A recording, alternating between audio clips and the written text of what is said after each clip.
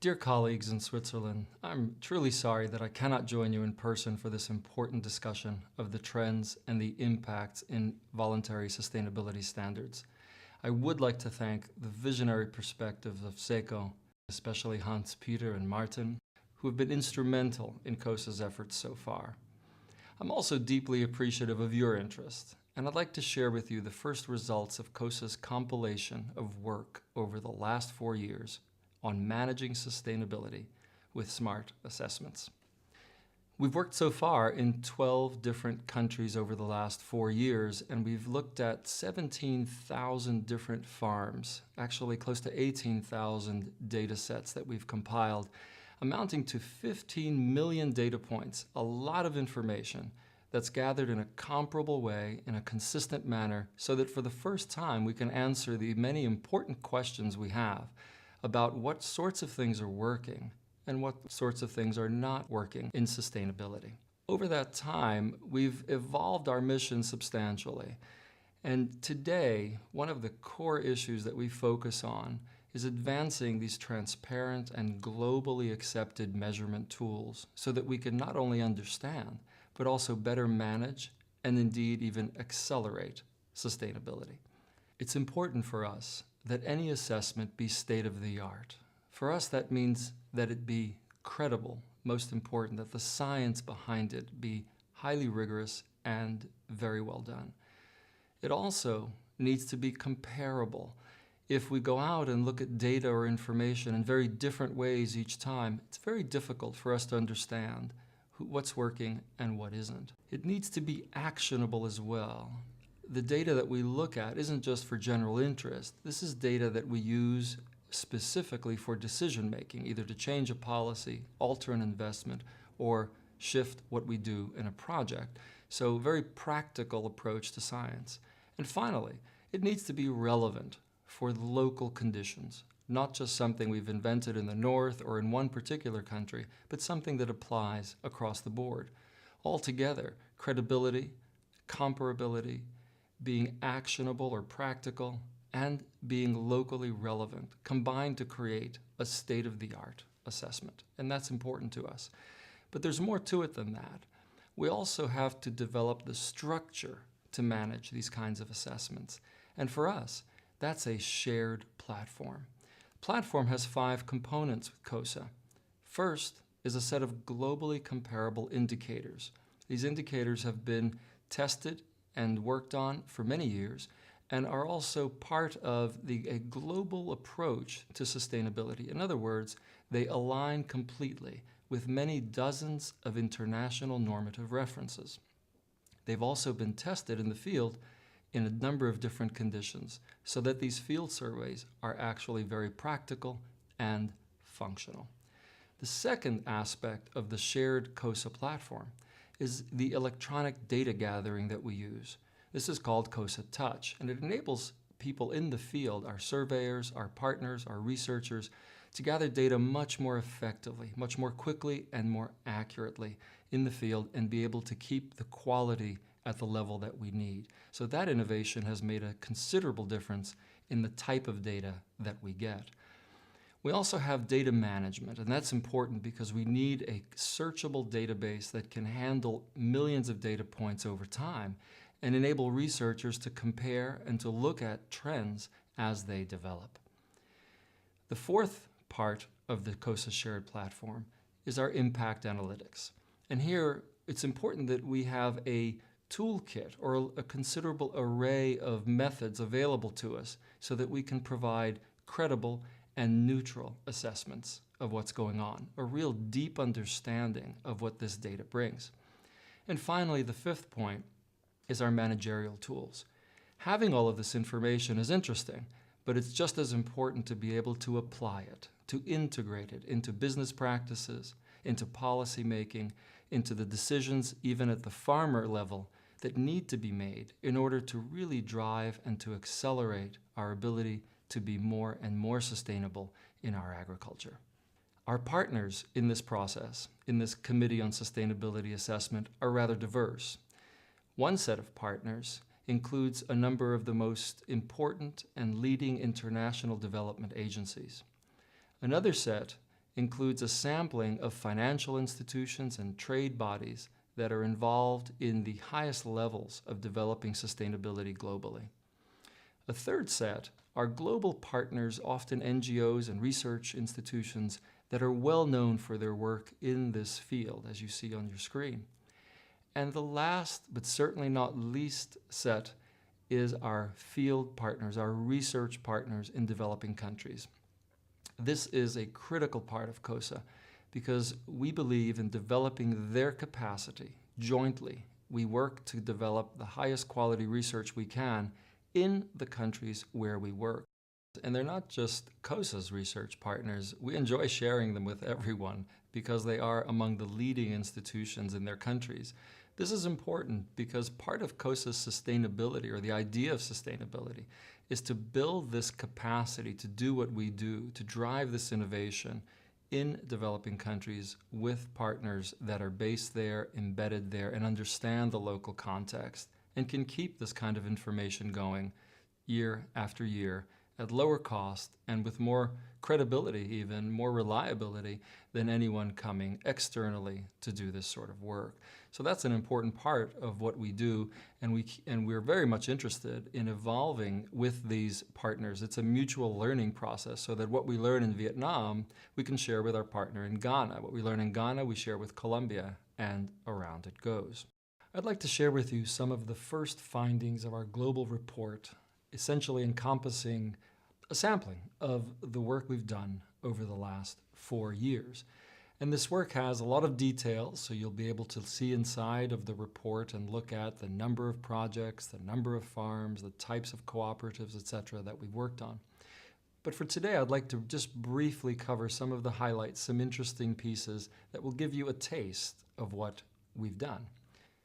For this report, we cover a number of indicators that are indicative of the work we do. And it's important to understand that these indicators have been standardized so that we can look at the same issue in the same way across regions, across countries, and even over time. That's very important for us to build learning and to be able to identify trends in this work. The kinds of indicators we have are ones you would often expect, because they've been part of a very broad and long-term participatory process globally to determine which ones are the most relevant, the most important to get. And we've done that, of course, at the environmental level, where you see things like biodiversity, climate change, resource use, very important factors involving our environment. At the social level as well, you'll recognize the issues of health and safety, of basic rights, of training and capacity building. It's perhaps at the economic level where we do things somewhat differently. We of course cover the usual issues of farmer livelihood, but we also cover issues of risk and resilience. We look more deeply to understand what is it that makes farmers competitive.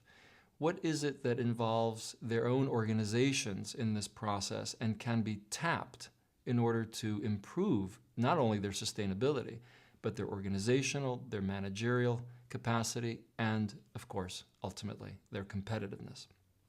A sampling of what we do might be a little complex for some, and I'll try to be rather quick through this process. Of course, we're quite happy to share the document with you and have you look at this in much more detail and have a further discussion. One of the first items I'd like to present to you is an economic index. This is a compilation of many of the factors, in fact several dozen, that go into an economic understanding of sustainability. And this one that you see on your screen is a grouping across 3 different years in Colombia of a number of farmers, in fact several thousand farmers. You'll see that the data is very high quality. The asterisks next to the number indicate, in this case, 3 asterisks indicate a 99% confidence level in these differences that we're showing. And what you see is in the dark color, the initiatives, a grouping of many different voluntary sustainability standards that operate in Colombia, and looking at their economic outcomes altogether, and comparing those, this is quite important, to a control group of very similar farmers so that we can see whether the changes that have occurred are in fact just happenstance, or were they perhaps due to the actual effect of the initiatives themselves? This is why it's important to have data be comparable over time, consistent, and of course, taken with the benefit of control groups. You'll see that in 2008, prior to certification, there was some difference in the economic achievements of both the control groups and the target farmers, in this case, or the initiatives. And you'll notice that by 2011, that difference has shifted substantially. In fact, a 55% improvement or difference in the economic achievements of the farmers who participated in initiatives. And that's a very powerful difference. Of course, this is an aggregate, and it's interesting to look at these numbers as we can in very specific cases, looking at organic or fair trade or Rainforest Alliance or UTS or many of the other certifications and initiatives that we have measured. A different way of looking at this data is to look at productivity. And that's a very important issue for almost any producer. One of the ways we look at it, and we look at it in a number of different ways, is labor productivity per day. In other words, how many kilos on the very bottom scale of the slide you're looking at? How many kilos can a farmer produce for each day worked? And you can see in this case that the solid line, which represents the target farmers that happen to have dual certification, in this case organic and fair trade, are doing substantially better than similar farmers who are part of a control group matched to their same characteristics. It's important to begin to see these sorts of issues because they have substantial impacts. One of those impacts is the income gain from being more efficient. A different way of looking at efficiency is to look at technical efficiency. In other words, how effective is a farmer at using all of the resources they have available? And you can see from the slide, this one in Mexico, that farmers there with high levels of technical efficiency really don't have much more they can do with the resources at hand. In fact, they may be able to improve their technical efficiencies up to 5%. And at that level, you'd have to ask, is it worth targeting those farmers for improvement? Probably not.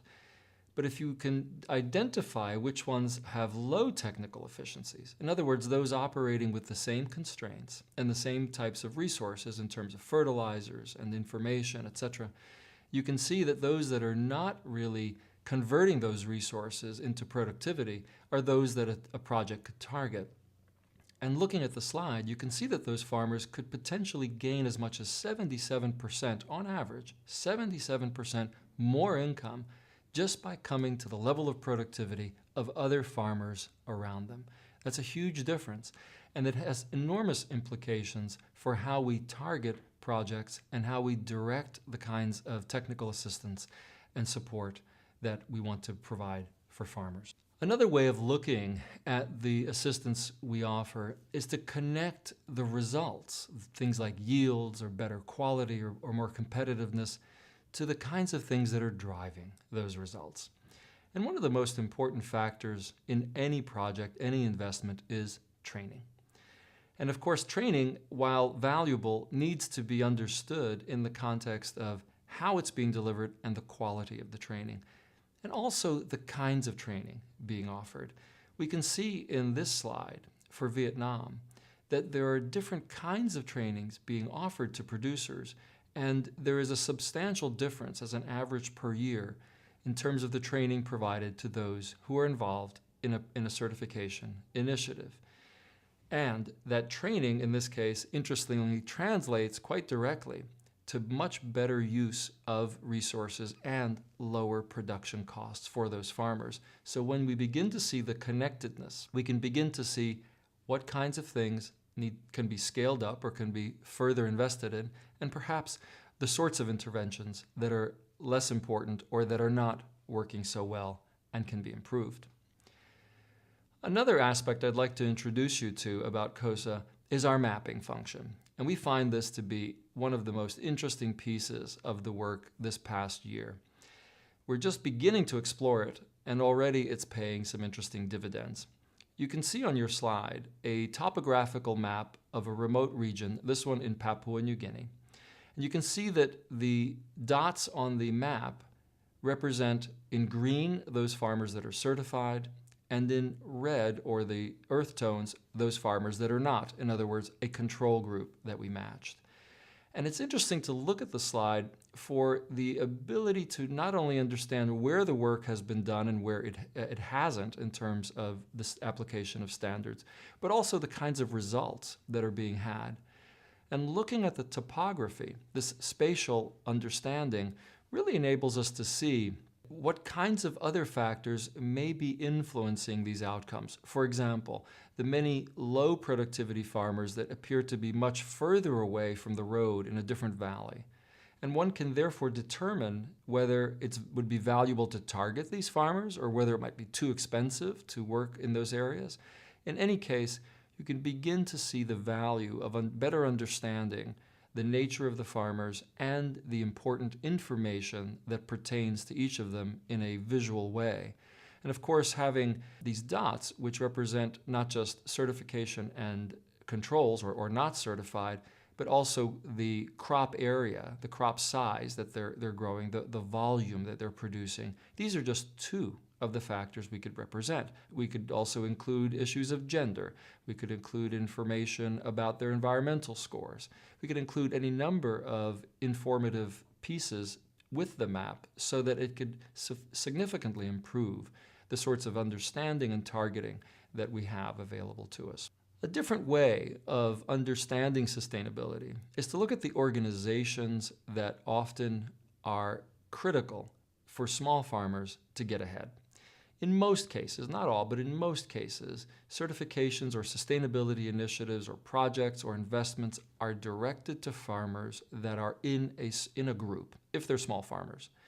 And in those cases, these groups or these organizations often influence very significantly the outcomes that the farmers have. And so it's important to understand these organizations, and we're working with a global consortium that we co-lead to better understand the typical practices, the kinds of questions, the sorts of information that leads us to get to the deciding factors that drive organizations and small enterprises, those that make them successful and those that perhaps make them less so or that impede them. In the case of this particular slide, we can see that in Guatemala and Tanzania, there's a very different level of sales to the organization. This looks at how much farmers sell to their organization. And we can see that while in Tanzania it's at a very high level in the green, they sell to the producer organization.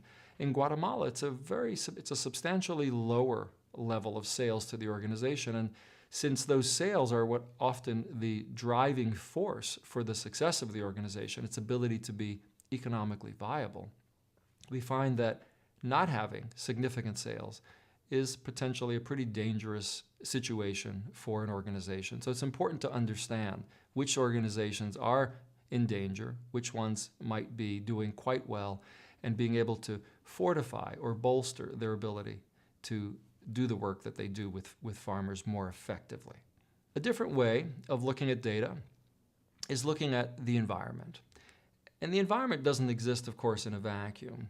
We like to look at it in different ways. One is by comparing it to productivity.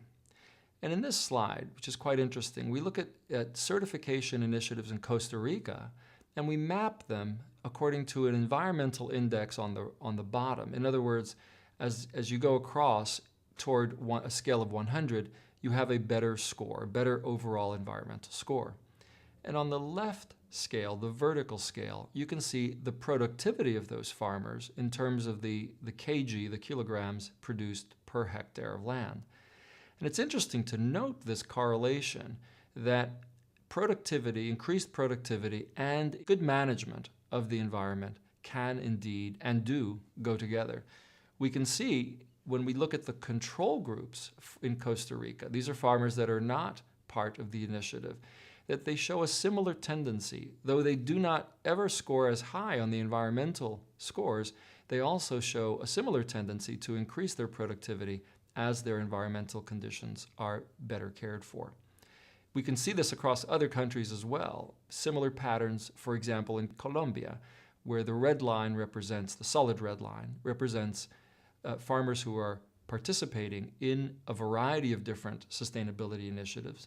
And the dotted or the broken red line represents farmers who are controls, who are not participating. And all of them have a similar result, even more dramatic perhaps than in Costa Rica, but indicating a certain tendency to see that there is certainly a possibility of having a good environmental outcome along with high levels of yields for farmers. And that's very important. Finally, I'd like to share this last slide, which is a compendium of data from a number of different countries. So this is a large amount of data, not just one or two countries, that gives us a sense, an overall sense, of how certifications and sustainability initiatives, the VSS, the Voluntary Sustainability Initiatives, are doing so far. And what we see is quite interesting. We see in yield, for example, one of the most important factors, a 15% overall average increase for those participating in sustainability initiatives. Now that's a considerable number, but I ask you to remember that it is an average. There are countries and situations where the score is much higher and others where it's considerably lower. But it's interesting to get an overview of this score. The same thing with net income, a substantially better result, and this again represents the average of just less than 12 countries. But it's interesting again to see the tendency of 25%, which reflects in part greater yields, in part slightly higher prices, but also better management of natural resources in many cases. In terms of labor costs, we can see that the voluntary sustainability standards are actually having a lower number than the control groups, 5% less labor costs. That could be good in one sense, but it could also be less of a contribution to the local economy. One of the most important factors, a salient piece that is well identified with almost any voluntary sustainability standard, and indeed with most sustainability initiatives, is training. And in the case of the countries where we have worked, we see almost a third, 32% more training being delivered to farmers on a consistent basis, and a greater diversity of training as well. Very important point, because training, we think, is often a precursor or part of the impact pathway to getting the results of sustainability. In and of itself, it's useless if it doesn't give you those results, but it is an important stepping stone, of course. In the environmental area of water and soil management, in other words, how we care for those resources, we also see that farmers participating in initiatives have a substantially better score, about 16% in this case. Now, that's not as big a difference as we would have hoped, since a number of these initiatives focus on environmental areas. But it is, nonetheless, on average, better. On one of the environmental topics, the restrictions on the vulnerable groups that apply agrochemicals, we were quite surprised to find that on average, again, across the thousands of farmers surveyed, we didn't see an advantage with the sustainability initiatives.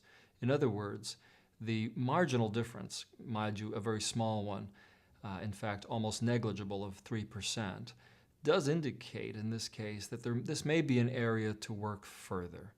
It gives us insight, as good data often should, into where sustainability initiatives are actually giving the kinds of results that we hope to have and where they might need to improve what they're doing at the ground level. I'd like to share with you 4 ways in which COSA is unique and contributes to the work of sustainability. First is that we partner with local institutions. This is a critical part of not only our own sustainability, but of driving the long-term relevance of sustainability where it should be, at origin, in the countries where we work. By working with local institutions, we not only have the local context and understanding, but we also have excellent interlocutors for the work so that it can expand to other sectors at a lower cost in each of these countries, and hopefully with a deeper level of understanding. The second point that makes COSA unique is that we align with global norms.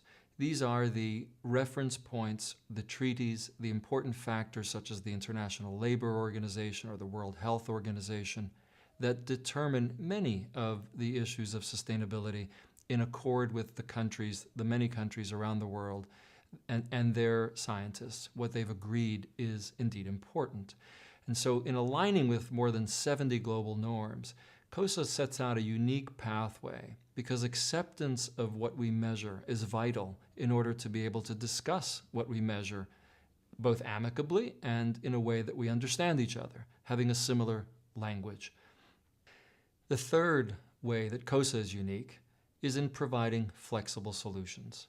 Of course, we do engage with high-quality impact assessments, but we also work with many partners, with clients, with firms, with projects, and with development agencies in evolving their own internal monitoring and evaluation capacity so that they can better understand and better manage the sustainability of their investments and their projects.